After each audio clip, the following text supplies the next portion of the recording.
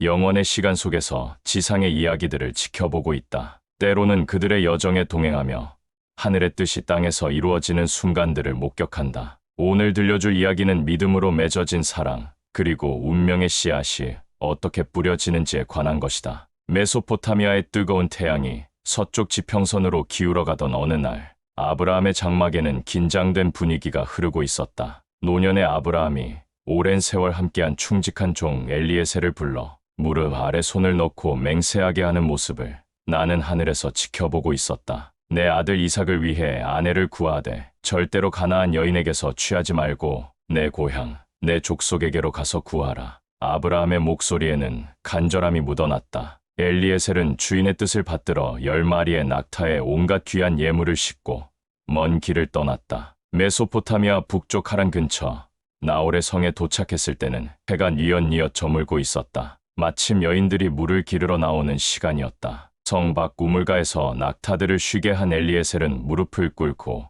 간절히 기도하기 시작했다. 아브라함의 하나님, 오늘 나로 순조롭게 만나게 하소서. 내가 우물 곁에 서 있다가 한 소녀에게 물을 청할 때 그 소녀가 마시라고 할 뿐 아니라 낙타들에게도 물을 주겠다고 하면 그 사람이 주께서 주인의 아들을 위해 정하신 여인임을 알겠나이다. 그의 기도가 채 끝나기도 전에 어깨에 물동이를 얹은 한 처녀가 우물로 내려왔다. 아름다운 얼굴과 순수한 눈빛을 가진 그녀의 이름은 리브가였다. 엘리에셀이 달려가 물을 좀 달라고 청하자 리브가는 망설임 없이 물동이를 내려 그에게 물을 주었다. 마시세요. 그리고 놀랍게도 리브가가 덧붙였다. 당신의 낙타들에게도 물을 길어다 배부르게 먹이겠습니다. 엘리에셀의 가슴이 뛰었다. 바로 자신이 기도한 그대로의 표적이었다. 리브가는 부지런히 우물을 오르내리며 10마리나 되는 낙타들에게 물을 먹였다. 엘리에셀은 그녀의 팔에 금팔찌를 끼워주고 코에 금고리를 걸어주었다. 이것은 단순한 우연의 만남이 아니었다. 하늘이 이미 예비한 인연이었다. 리브가가 낙타들에게 물을 다 먹이자 엘리에셀은 그녀에게 물었다. 당신은 누구의 딸입니까? 당신 아버지 집에 우리가 묵을 곳이 있습니까? 저는 나홀과 밀가 사이에서 태어난 부두엘의 딸입니다. 우리 집에는 집과 보릿집도 많고 묵으실 곳도 있습니다. 엘리에셀은 그 자리에서 무릎을 꿇고 감사의 기도를 올렸다. 나홀은 바로 아브라함의 동생이었던 것이다. 리브가는 서둘러 집으로 달려가 이 일을 알렸고 오빠 라반이 달려와 엘리에셀 일행을 집으로 모셔왔다. 그날 저녁 부두엘의 집에서 엘리에셀은 자신의 사명을 이야기했다. 저는 아브라함의 종입니다. 주인께서 저를 보내시며 말씀하셨습니다. 내 아들을 위해 내 고향, 내 족속에게서 아내를 구하라고 하셨습니다. 그래서 제가 오늘 우물가에서 기도했더니 리브가가 나타나 제가 구한 표적을 그대로 이루어 주었습니다. 이것은 분명 하나님께서 인도하신 일입니다. 부두엘과 라반이 대답했다. 이 일이 여호와께로부터 나온 것이니 우리가 어찌 가부를 말하리요. 리브가를 데려가서 당신 주인의 아들의 아내가 되게 하십시오. 다음 날 아침 엘리에셀이 서둘러 떠나려 하자 리브가의 어머니와 오빠가 말했다. 리브가를 며칠만 더, 적어도 열흘만 더 우리와 함께 있게 해주십시오. 그러나 엘리에셀은 간청했다. 저를 더 머물게 하지 마십시오. 여호와께서 내 길을 형통하게 하셨으니 주인에게로 돌아가야 합니다. 그들이 말했다. 그러면 리브가를 불러 그녀의 뜻을 물어봅시다. 리브가를 불러 물었다. 이 사람과 함께 가겠느냐? 모두가 숨을 죽이고 기다리는 그 순간 리브가의 대답은 단호했다. 가겠습니다. 한 번도 만난 적 없는 먼 나라의 남자에게 시집가는 것, 가족과 고향을 떠나는 것, 그것은 쉬운 결정이 아니었다. 하지만 리브가는 망설임 없이 대답했다. 그녀의 마음속에도 이미 하늘의 뜻이 움직이고 있었던 것이다. 어머니와 오빠는 리브가를 축복하며 전송했다. 우리 누이여, 너는 천만인의 어머니가 될지어다. 내 자손이 그 원수의 성문을 차지하리라. 리브가는 유모와 함께 낙타를 타고 엘리에셀을 따라 길을 떠났다. 안전하고 익숙한 집을 떠나 낯선 땅으로 향하는 그녀의 선택은 단순한 결혼이 아니었다. 그것은 믿음의 결단이었고 새로운 미래를 향한 용기 있는 발걸음이었다. 이렇게 리브가는 보이지 않는 것을 믿고 나아갔다. 사랑은 기다리는 자의 것이 아니라 믿고 나아가는 자의 것임을 그녀는 보여주었다. 그리고 이 결단은 곧 이스라엘 민족의 역사를 이어갈 위대한 선택이 될 것이었다. 긴 여정 끝에 가나안 땅이 보이기 시작했다. 해가 서쪽으로 기울며 붉은 노을이 들판을 물들이던 저녁 무렵 이삭은 부엘라 에로이 근처 들판에서 홀로 명상하고 있었다. 어머니 사라의 죽음 이후 그의 마음에는 깊은 공허함이 자리하고 있었다. 문득 이삭이 고개를 들어 지평선을 바라보니 멀리서 낙타 행렬이 다가오고 있었다. 저녁 햇살을 등지고 움직이는 그 모습이 신기루처럼 아득했다. 이삭은 마치 무언가에 이끌리듯 그 행렬을 향해 걸어갔다. 한편 낙타를 타고 있던 리브가도 들판을 거니는 한 남자의 모습을 발견했다. 저기 들판에서 우리를 맞으러 오는 저 사람은 누구입니까? 리브가가 엘리에셀에게 물었다. 저분이 제 주인 이삭입니다. 엘리에셀의 대답을 듣는 순간 리브가는 급히 낙타에서 내려 너울로 얼굴을 가렸다. 처음 보는 이들이었지만 두 사람의 눈이 마주치는 그 짧은 순간에 이미 무언가 특별한 감정이 오갔다. 수줍음과 경외감, 그리고 알 수 없는 끌림이었다. 엘리에셀은 이삭에게 다가가 지난 며칠 동안 있었던 일들을 자세히 보고했다. 아브라함의 명령, 우물가에서의 기도, 리브가와의 만남, 그리고 그녀의 용기 있는 결단까지. 이삭은 조용히 그 이야기를 들으며 고개를 끄덕였다. 이삭은 리브가를 어머니 사라가 생전에 사용하던 장막으로 인도했다. 사라의 죽음 이후 처음으로 그 장막에 불이 켜졌고 오랫동안 비어있던 그 공간에 새로운 생명력이 채워지기 시작했다. 이삭이 리브가를 인도하여 그의 어머니 사라의 장막으로 들이고 그를 맞이하여 아내로 삼고 사랑하였으니 이삭이 그의 어머니를 별세한 후에 위로를 얻었더라. 성경은 이렇게 간단히 기록하고 있지만 나는 그 순간의 의미를 안다. 이것은 단순한 결혼이 아니었다. 이것은 믿음의 계승이었다. 아브라함과 사라로부터 시작된 언약의 여정이 이제 이삭과 리브가를 통해 이어지는 것이었다. 사라의 빈자리를 채우는 것은 단순히 한 여인이 다른 여인을 대신하는 것이 아니었다. 리브가는 자신만의 독특한 사명을 가지고 이 가문에 들어왔다. 그녀는 위로자였고 동반자였으며 무엇보다 다음 세대를 잉태할 어머니였다. 이 만남은 단순한 결혼이 아니라 믿음의 계승이었다. 사라의 빈자리를 채우는 리브가의 운명적 자리. 이삭과 리브가의 결혼 생활은 행복했지만 한 가지 아픔이 있었다. 결혼한 지 수년이 지났음에도 아이가 없었던 것이다. 리브가의 태가 닫혀 있었다. 이삭은 아내를 위해 간절히 기도했다. 아버지 아브라함이 오랜 세월 기다렸던 것처럼 이삭도 인내하며 하나님께 간구했다. 그리고 마침내 하나님께서 그의 기도를 들으셨다. 리브가가 임신한 것이다. 그런데 이상한 일이 일어났다. 리브가의 태중에서 아이들이 서로 부딪히며 요동쳤다. 마치 싸우는 것처럼 격렬했다. 고통스러워하던 리브가는 하나님께 물었다. 이럴 거면 내가 어찌할까요? 왜 이런 일이 제게 일어나는 것입니까? 여호와께서 리브가에게 대답하셨다. 두 국민이 내 태중에 있구나. 두 민족이 내 복중에서부터 나누이리라. 이 족속이 저 족속보다 강하겠고 큰 자가 어린 자를 섬기리라. 놀라운 예언이었다. 태어나지도 않은 아이들에 대해 이미 하나님의 계획이 정해져 있었던 것이다. 형이 동생을 섬길 것이라니 이는 당시의 관습과는 완전히 반대되는 일이었다. 해산할 때가 되자 과연 쌍둥이였다. 먼저 나온 아이는 붉고 전신이 털옷 같아서 이름을 에서라 지었다. 그 동생이 나올 때는 손으로 에서의 발꿈치를 잡고 있었다. 그래서 그의 이름을 야곱이라 불렀다. 발꿈치를 잡는 자 혹은 속이는 자라는 뜻이었다. 이삭이 60세 때의 일이었다. 오랜 기다림 끝에 얻은 아들들이었지만 이들은 태어나는 순간부터 서로 다른 운명을 지니고 있었다. 두 아이는 자라면서 확연히 다른 성향을 보였다. 에서는 익숙한 사냥꾼이 되어 들판의 사람이 되었고 야곱은 조용한 사람으로 장막에 거주했다. 이삭은 에서가 사냥한 고기를 좋아하여 그를 사랑했고 리브가는 야곱을 사랑했다. 형제의 갈등은 태중에서부터 시작되었다. 그리고 이 갈등은 단순한 형제 간의 다툼이 아니었다. 이것은 두 민족의 운명을 가르는 시작점이었다. 하나님의 선택은 인간의 기준과는 다르게 작동한다는 것을 이 쌍둥이의 탄생은 보여주고 있었다. 평화로워 보이는 이삭의 가정에 이미 폭풍의 씨앗이 뿌려진 것이다. 그리고 이 씨앗은 곧 거대한 갈등으로 자라날 것이었다. 세월이 흘러 아브라함의 생애가 저물어가고 있었다. 175세, 그는 충분히 살았고 나이가 많아 기운이 다하여 죽었다. 위대한 믿음의 조상이 이제 그의 여정을 마무리하는 순간이었다. 이삭과 이스마엘, 서로 다른 어머니에게서 태어난 두 아들이 아버지의 장례를 위해 모였다. 오랜 세월 갈라져 있던 형제가 아버지의 죽음 앞에서 하나가 되었다. 그들은 함께 아브라함을 막벨라 굴에 장사했다. 그곳은 아브라함이 사라를 위해 헷 족속에게서 정식으로 구입한 땅이었다. 이삭과 이스마엘이 그를 막벨라 굴에 장사하였으니 이는 마므레 앞 헷 족속 소알의 아들 에브론의 밭에 있는 것이라. 아브라함의 죽음 후 하나님께서는 그 아들 이삭에게 복을 주셨다. 이삭은 브엘라에로이 근처에 거주하며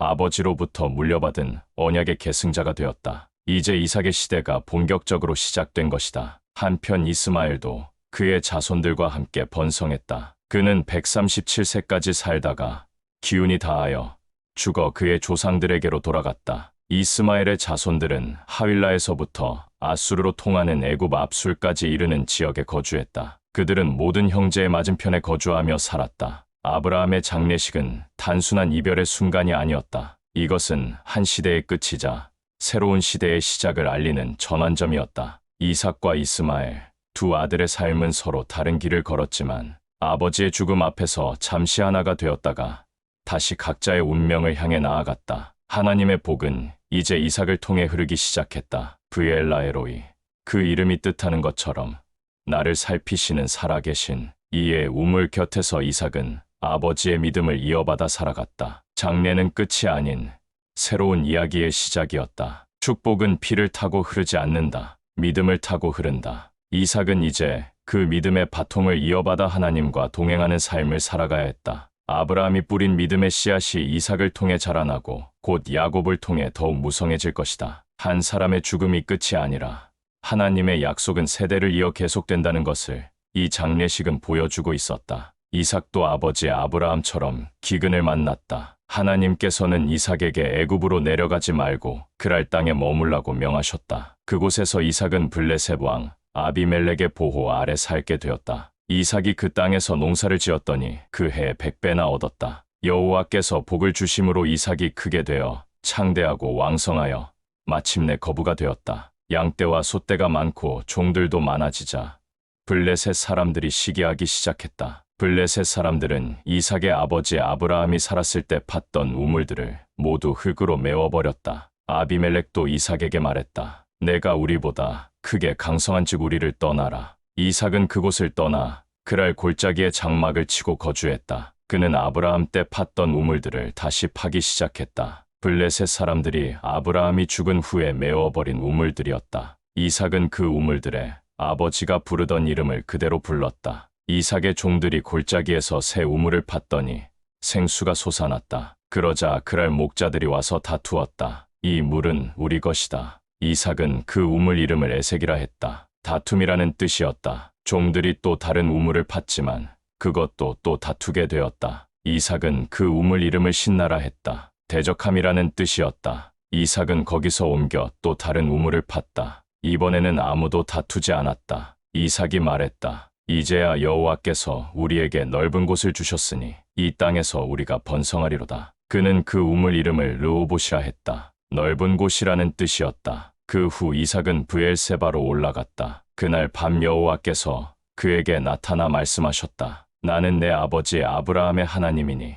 두려워하지 말라. 내가 너와 함께 있어 내게 복을 주어 내 자손이 나의 종 아브라함을 위하여 번성하게 하리라. 이삭은 그곳에 제단을 쌓고 여호와의 이름을 불렀다. 거기에 장막을 치고 종들은 또 우물을 팠다. 얼마 후 아비멜렉이 그의 친구 아우삭과 군대 장관 비골과 함께 이삭을 찾아왔다. 이삭이 물었다. 여러분이 나를 미워하여 나를 쫓아내고서 어찌하여 내게 왔습니까? 그들이 대답했다. 여호와께서 너와 함께 계심을 우리가 분명히 보았노라. 그러므로 우리가 말하기를 우리 사이 곧 우리와 너 사이에 맹세를 세워 너와 계약을 맺자. 우리가 너를 해하지 아니하였고 선한 일만 내게 행하여 평안히 보냈으니 너도 우리를 해하지 말라. 너는 이제 여호와께 복을 받은 자니라. 이삭은 그들을 위하여 잔치를 베풀었다. 이튿날 아침 일찍 일어나 서로 맹세한 후에 이삭이 그들을 보내니 그들이 평안히 갔다. 그날 이삭의 종들이 와서 자기들이 판 우물에 대하여 고하여 말했다. 우리가 물을 찾았나이다. 이삭은 그 우물 이름을 세바라 했다. 그러므로 그 성읍 이름이 오늘까지 브엘세바라 불린다. 물 한 모금에 담긴 그 시대의 생존과 신앙.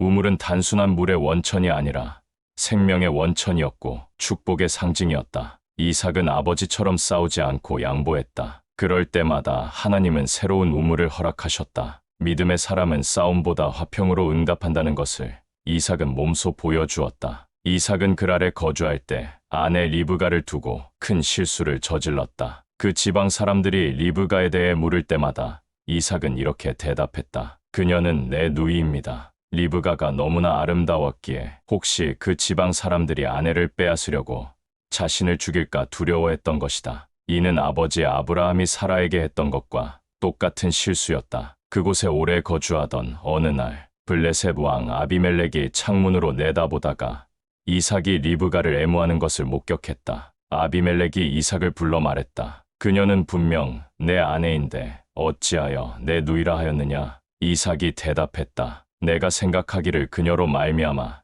내가 죽을까 두려워하였음이니이다. 아비멜렉이 꾸짖었다. 내가 어찌 우리에게 이렇게 행하였느냐? 백성 중 하나가 내 아내와 동침할 뻔하였도다. 그리하였더라면 내가 우리에게 죄를 입혔으리라. 아비멜렉은 모든 백성에게 명령을 내렸다. 이 사람이나 그의 아내를 범하는 자는 반드시 죽이리라. 하나님께서는 이삭의 연약함에도 불구하고 그를 지키셨다. 이삭이 그 땅에서 농사를 지으니 그 해에 100배나 얻었고 여호와께서 복을 주심으로 크게 번성했다. 아버지의 실수를 그대로 반복한 이삭. 믿음의 거인도 두려움 앞에서는 연약해질 수 있었다. 그러나 놀라운 것은 하나님의 신실하심이었다. 사람의 연약함에도 불구하고 하나님의 약속은 변함이 없었다. 믿음의 가문에도 실수는 반복된다. 아브라함이 겪었던 두려움을 이삭도 똑같이 겪었고 같은 거짓말로 대처했다. 마치 유전자처럼 불안과 두려움도 대물림되는 것 같았다. 그러나 하나님은 불완전한 사람도 여전히 사용하신다. 이삭의 실수에도 불구하고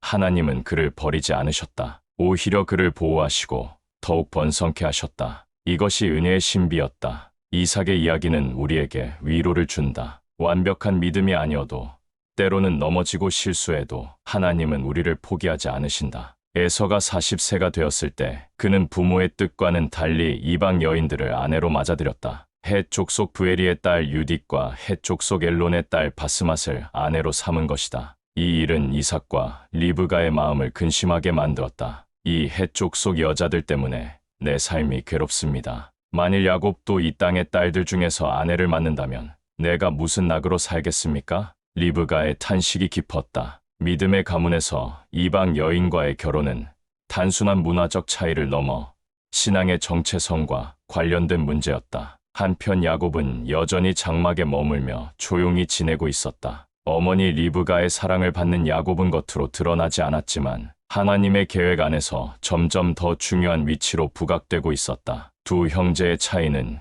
이제 더욱 분명해졌다. 에서는 즉흥적이고 현실적인 욕구에 충실했던 반면 야곱은 더 깊은 가치를 추구하는 사람이었다. 태어날 때부터 정해진 하나님의 예언, 큰 자가 어린 자를 섬기리라 는 이제 서서히 현실로 나타나기 시작했다. 이삭의 가정은 표면적으로는 평화로워 보였지만 그 안에는 깊은 갈등의 씨앗이 자라고 있었다. 부모의 편애, 형제 간의 성격 차이, 그리고 무엇보다 하나님의 선택이 엇갈리면서 긴장감이 고조되고 있었다. 외적 장자보다 내면의 방향성이 중요하다는 것을 이 가족의 이야기는 보여주고 있었다. 에서는 장자였지만 영적인 것에는 무관심했고 야곱은 차자였지만 더 깊은 영적 갈망을 품고 있었다. 이제 야곱의 이야기가 막을 올린다. 하나님께서 선택하신 그 길이 결코 쉽지 않을 것이다. 속임과 도피, 고난과 변화의 여정이 그를 기다리고 있었다. 그러나 그 모든 과정을 통해 야곱은 이스라엘이 될 것이다. 하나님과 씨름하여 이긴 자,